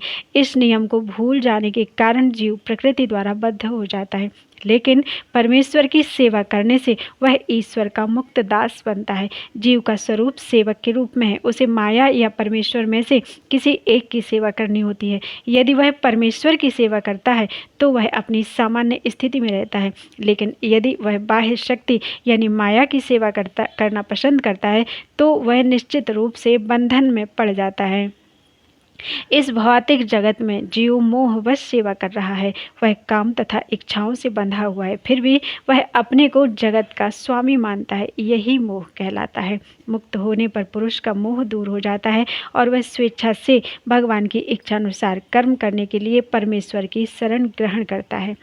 जीव को फांसने का माया का अंतिम पाश यह धारणा है कि वह ईश्वर है। जीव सोचता है कि अब वह बद्ध जीव नहीं रहा, अब तो वह ईश्वर है। वह इतना मूर्ख होता है कि वह यह नहीं सोच पाता कि यदि वह ईश्वर होता तो इतना संशयग्रस्त क्यों रहता। वह इस पर विचार नहीं करता। इसीलिए यही माया का अंतिम पाश है। वस्तुतः माया से मुक्त होना भगवान श्री कृष्ण को समझना है और उनके आदेशानुसार कर्म करने के लिए सहमत होना है। इस श्लोक में मोह शब्द अत्यंत महत्वपूर्ण है। मोह ज्ञान का विरोधी होता है। वास्तविक ज्ञान तो यह समझना है कि प्रत्येक जीव भगवान का शाश्वत सेवक है, लेकिन जीव अपने को इस स्थिति में ना समझकर सोचता है कि वह सेवक नहीं अपितु इस जगत का स्वामी है, क्योंकि वह प्रकृति पर प्रभुत्व जताना चाहता है। यह मोह भगवत कृपा से या शुद्ध भक्ति की कृपा से जीता जा सकता है। इस मोह के दूर होने पर मनुष्य कृष्ण भावनामृत में कर्म करने के लिए राजी हो जाता है। कृष्ण के आदेशानुसार कर्म करना कृष्ण भावनामृत है। बद्ध जीव माया द्वारा मोहित होने के कारण यह नहीं जान पाता कि परमेश्वर स्वामी हैं, जो ज्ञानमय हैं और सर्व संपत्तिवान हैं। वे अपने भक्तों को जो कुछ चाहे दे सकते हैं। वे सबके मित्र हैं और भक्तों पर विशेष कृपालु रहते हैं। वे प्रकृति तथा समस्त जीवों के अधीक्षक हैं। वे अक्षय काल के नियंत्रक हैं और समस्त ऐश्वर्यों एवं शक्तियों से पूर्ण हैं। भगवान भक्त को आत्मसमर्पण भी कर सकते हैं। जो उन्हें नहीं जानता वह मोह के वश में है। वह भक्त नहीं बल्कि माया का सेवक बन जाता है। लेकिन अर्जुन भगवान से भगवत गीता सुनकर समस्त मोह से मुक्त हो गया। वह यह समझ गया कि कृष्ण केवल उसके मित्र ही नहीं बल्कि भगवान हैं और वह कृष्ण को वास्तव में समझ गया। अतएव भगवत गीता का पाठ करने का अर्थ है कृष्ण को वास्तविकता के साथ जानना। जब व्यक्ति को पूर्ण ज्ञान होता है तो वह स्वभावतः कृष्ण को आत्मसमर्पण करता है। जब अर्जुन समझ गया कि यह तो जनसंख्या की अनावश्यक वृद्धि को कम करने के लिए कृष्ण की योजना थी, तो उसने कृष्ण की इच्छानुसार युद्ध करना स्वीकार कर लिया। उसने पुनः भगवान के आदेशानुसार युद्ध करने के लिए अपना धनुष बाण ग्रहण कर लिया। संजय उवाच इत्यहं वासुदेवस्य पार्थस्य च महात्मनः संवादम इमं श्रोषम अद्भुतम रोमहर्षणम। संजय ने कहा, इस प्रकार मैंने कृष्ण तथा अर्जुन इन दोनों महापुरुषों की वार्ता सुनी और यह संदेश इतना अद्भुत है कि मेरे शरीर में रोमांच हो रहा है। तात्पर्य, भगवद गीता के प्रारंभ में धृतराष्ट्र ने अपने मंत्री संजय से पूछा था, कुरुक्षेत्र के युद्ध स्थल में क्या हुआ। गुरु व्यासदेव की कृपा से संजय के हृदय में सारी घटना स्फुरित हुई थी। इस प्रकार उसने युद्ध स्थल की विषय वस्तु कह सुनाई।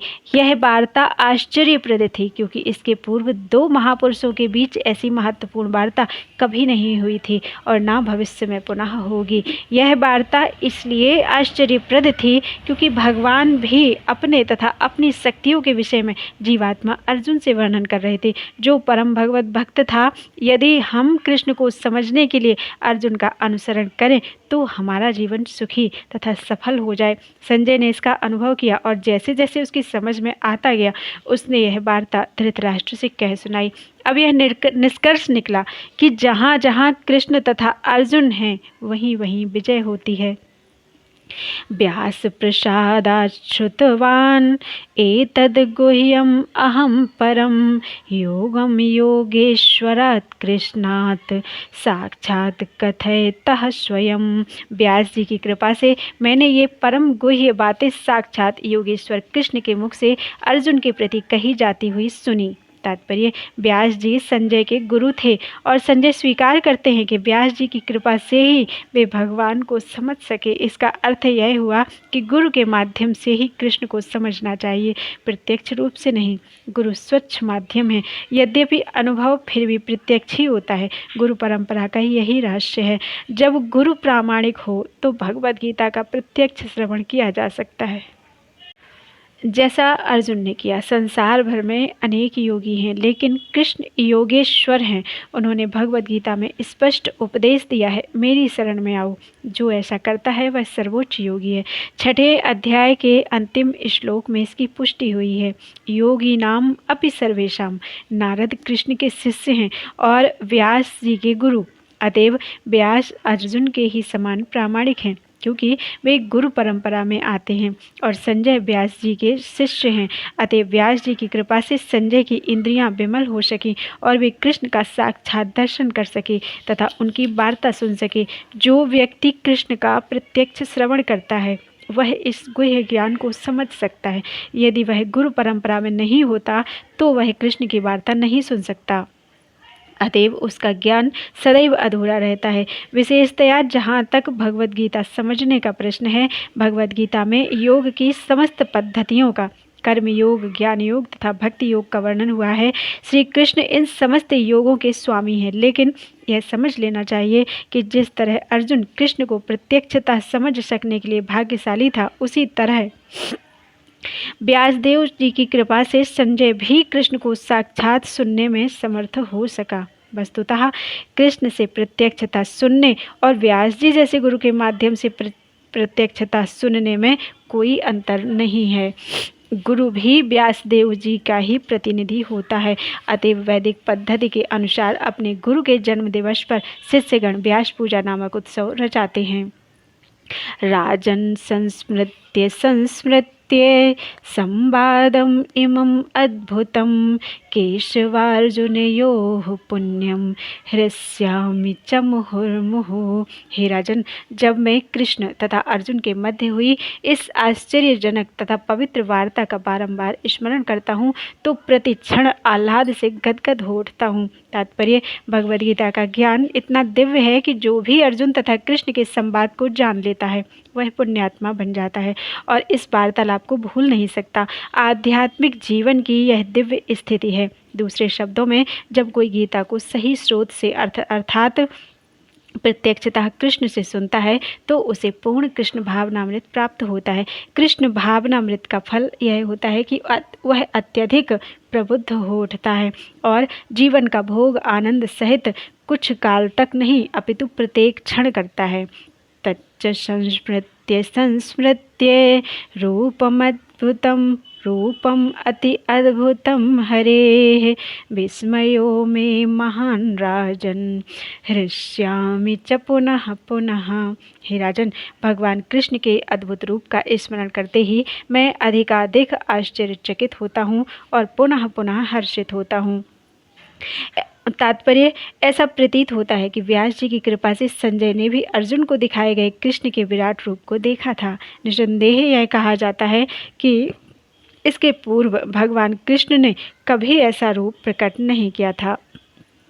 यह केवल अर्जुन को दिखाया गया था, लेकिन उस समय कुछ महान भक्त भी उसे देख सके थे तथा व्यास जी उनमें से एक थे। वे भगवान के परम भक्तों में से हैं और कृष्ण के सत्यावेश अवतार माने जाते हैं। व्यास जी ने इसे अपने शिष्य संजय के समक्ष प्रकट किया, जिन्होंने अर्जुन को प्रदर्शित किए गए कृष्ण के उस अद्भुत रूप को स्मरण रखा और वे बारंबार उसका आनंद उठा रहे थे।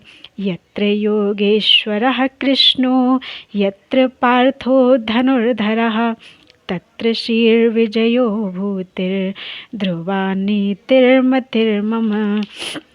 जहाँ योगेश्वर कृष्ण हैं और जहाँ परम धनुर्धर अर्जुन हैं, वहीं ऐश्वर्य, विजय, अलौकिक शक्ति तथा नीति भी निश्चित रूप से रहती है, ऐसा मेरा मत है। तात्पर्य, भगवद गीता का शुभ आरंभ धृतराष्ट्र की जिज्ञासा से हुआ। वह भीष्म, द्रोण तथा कर्ण जैसे महारथियों की सहायता से अपने पुत्रों की विजय के प्रति आशावान था। उसे आशा थी कि विजय उसके पक्ष में होगी, लेकिन युद्ध क्षेत्र के दृश्य का वर्णन करने के बाद संजय ने राजा से कहा, आप अपनी विजय की बात सोच रहे हैं, लेकिन मेरा मत है कि जहाँ कृष्ण तथा अर्जुन उपस्थित हैं वहीं संपूर्ण श्री होगी। उसने प्रत्यक्ष पुष्टि की कि धृतराष्ट्र को अपने पक्ष की विजय की आशा नहीं रखनी चाहिए। विजय तो अर्जुन के पक्ष की निश्चित है, क्योंकि उसमें कृष्ण है। श्री कृष्ण द्वारा अर्जुन के सारथी का पद स्वीकार करना एक ऐश्वर्य का प्रदर्शन था। कृष्ण समस्त ऐश्वर्यों से पूर्ण है और इनमें से एक वैराग्य भी है। ऐसे वैराग्य के भी अनेक उदाहरण प्राप्त हैं, क्योंकि कृष्ण वैराग्य के भी ईश्वर हैं। युद्ध तो वास्तव में दुर्योधन तथा युधिष्ठिर के बीच था। अर्जुन अपने ज्येष्ठ भ्राता युधिष्ठिर की ओर से लड़ रहा था, चूँकि कृष्ण तथा अर्जुन युधिष्ठिर की ओर थे। अतएव युधिष्ठिर की विजय ध्रुव थी। युद्ध को यह निर्णय करना था कि संसार पर शासन कौन करेगा। संजय ने भविष्यवाणी की कि सत्ता युधिष्ठिर के हाथ में चली जाएगी। यहाँ पर इसकी भी भविष्यवाणी हुई है कि इस युद्ध में विजय प्राप्त करने के बाद युधिष्ठिर उत्तरोत्तर समृद्धि लाभ करेंगे, क्योंकि वे न केवल पुण्यात्मा तथा पवित्रात्मा थे, अपितु वे कठोर नीतिवादी थे। उन्होंने जीवन भर कभी असत्य भाषण नहीं किया। ऐसे अनेक अल्पज्ञ व्यक्ति हैं जो भगवद गीता को युद्ध स्थल में दो मित्रों की वार्ता के रूप में ग्रहण करते हैं, लेकिन इससे ऐसा ग्रंथ कभी शास्त्र नहीं बन सकता। कुछ लोग विरोध कर सकते हैं कि कृष्ण ने अर्जुन को युद्ध करने के लिए उकसाया, जो अनैतिक है, लेकिन वास्तविकता तो यह है कि भगवद गीता नीति का परम आदेश है। यह नीति विषयक आदेश 9वें अध्याय के 34वें श्लोक में है। मन मना भव मद भक्तः। मनुष्य को कृष्ण का भक्त बनना चाहिए और सारे धर्मों का सार यही है, कृष्ण की शरणागति। सर्वधर्मान परित्यज्य मामेकम शरणम ब्रज। भगवद गीता का आदेश धर्म तथा नीति की परम विधि है। अन्य सारी विधियां भले ही शुद्ध करने वाली तथा इस विधि तक ले जाने वाली हों, लेकिन गीता का अंतिम आदेश समस्त नीतियों तथा धर्मों का सार वचन है। कृष्ण की शरण ग्रहण करो या कृष्ण को आत्मसमर्पण करो, यह 18वें अध्याय का मत है। भगवद गीता से हम यह समझ सकते हैं कि ज्ञान तथा ध्यान द्वारा अपनी अनुभूति एक विधि है, लेकिन कृष्ण की शरणागति सर्वोच्च सिद्धि है। यह भगवद गीता के उपदेशों का सार है। वर्णाश्रम धर्म के अनुसार अनुष्ठानों अर्थात कर्म कांड का मार्ग ज्ञान का गुह्य मार्ग हो सकता है, लेकिन धर्म के अनुष्ठान के गुह्य होने पर भी ध्यान तथा ज्ञान गुह्यतर है तथा पूर्ण कृष्ण भावना भावित होकर भक्ति में कृष्ण की शरणागति गुह्यतम उपदेश है। यही 18वें अध्याय का सार है। भगवद गीता की अन्य विशेषता यह है कि वास्तविक सत्य भगवान कृष्ण है। परम सत्य की अनुभूति 3 रूपों में होती है, निर्गुण ब्रह्म, अंतर्यामी परमात्मा तथा भगवान श्री कृष्ण। परम सत्य के पूर्ण ज्ञान का अर्थ है कृष्ण का पूर्ण ज्ञान। यदि कोई कृष्ण को जान लेता है तो ज्ञान के सारे विभाग इसी ज्ञान के अंश हैं। कृष्ण दिव्य हैं, क्योंकि वे अपनी नित्य अंतरंगा शक्ति में स्थित रहते हैं। जीव उनकी शक्ति से प्रकट हैं और 2 श्रेणी के होते हैं, नित्यबद्ध तथा नित्य मुक्त। ऐसे जीवों की संख्या असंख्य है और वे कृष्ण के मूल अंश माने जाते हैं। भौतिक शक्ति 24 प्रकार से प्रकट होती है। सृष्टि शाश्वत काल द्वारा प्रभावित है और बहिरंगा शक्ति द्वारा इसका सृजन तथा संहार होता है। यह दृश्य जगत पुनः पुनः प्रकट तथा अप्रकट होता रहता है। भगवद गीता में 5 प्रमुख विषयों की व्याख्या की गई है। भगवान, भौतिक प्रकृति, जीव, शाश्वत काल तथा सभी प्रकार के कर्म, सब कुछ भगवान कृष्ण पर आश्रित है। परम सत्य की सभी धारणाएं, निराकार ब्रह्म, अंतर्यामी परमात्मा तथा अन्य दिव्य अनुभूतियां भगवान के ज्ञान की कोटि में सन्निहित हैं। यद्यपि ऊपर से भगवान, जीव, प्रकृति तथा काल भिन्न प्रतीत होते हैं, लेकिन ब्रह्म से कुछ भी भिन्न नहीं है। लेकिन ब्रह्म सदैव समस्त वस्तुओं से भिन्न है। भगवान चैतन्य का दर्शन है अचिंत्याभेदाभेद। यह दर्शन पद्धति परम सत्य के पूर्ण ज्ञान से युक्त है। जीव अपने मूल रूप में शुद्ध आत्मा है, वह परमात्मा का एक परमाणु मात्र है। इस प्रकार भगवान कृष्ण की उपमा सूर्य से दी जा सकती है और जीवों की सूर्य प्रकाश से, जो कि सारे जीव कृष्ण की तटस्था शक्ति हैं। अतएव उनका संसर्ग भौतिक शक्ति यानी अपरा या आध्यात्मिक शक्ति अर्थात परा से होता है। दूसरे शब्दों में जीव भगवान की 2 शक्तियों के मध्य में स्थित है और चूंकि उसका संबंध भगवान की पराशक्ति से है, अतएव उसमें किंचित स्वतंत्रता रहती है। इस स्वतंत्रता के सदुपयोग से ही वह कृष्ण के प्रत्यक्ष आदेश के अंतर्गत आता है। इस प्रकार वह ह्लादनी शक्ति की अपनी सामान्य दशा को प्राप्त होता है। इस प्रकार श्रीमद् भगवद गीता के 18वें अध्याय उपसंहार संन्यास की सिद्धि का भक्ति वेदांत तात्पर्य पूर्ण हुआ। बोलो वृंदावन बिहारी लाल की जय। गीतोपनिषद भगवद गीता का यथारूप आज पूरी हो गई है। इस अध्याय में 78 श्लोक थे। 18वें अध्याय में 78 श्लोक थे। भगवद गीता आज पूरी हो गई है। बोलो वृंदावन बिहारी लाल की जय।